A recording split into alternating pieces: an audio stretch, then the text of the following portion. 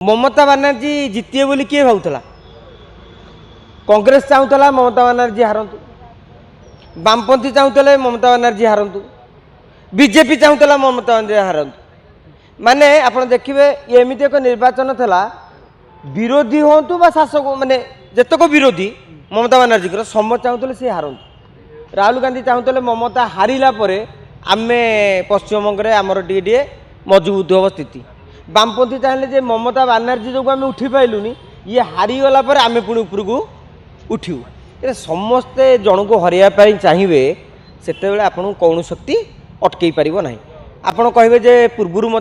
ममता बानर्जी को हरवाई 2020 मसीह 2021 मसीह उद्यम होता कहीं सफल होता प्रति थर न्यारेटिव बदली बदली चले 15 वर्ष हो गला गोटे आंटी इनकम्बेन्सी एसआर आप देखिए जो मैंने सब फेक भोटर से भोट बैंकटा हजिगला तेणु गोटे लेखा प्रतिकूल परिस्थिति रे ममता बानर्जी जाइए एवं भारतीय जनता पार्टी ठीक इलेक्शन मेसिनरी कला आपड़ देखिए एथर ओडिशा ओडिया भोटर ओडिशार लोक जाइए सेमती अन्य क्षेत्र आसाम लोक आसी तेणु सबू सबू एरिया को जगी दिया जे चा बगीचा अंचल अनुसार भोट जीव प्रेसिडेंसी इलाकार अंचल भोट जीव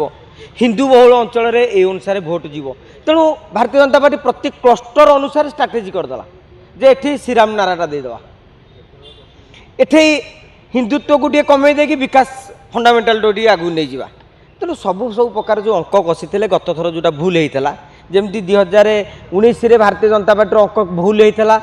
24 ठीक है ओडिशा सरकार को पलि आसिले अनुरूप स्टाइल रे पश्चिमबंग में सरकार को आसछन।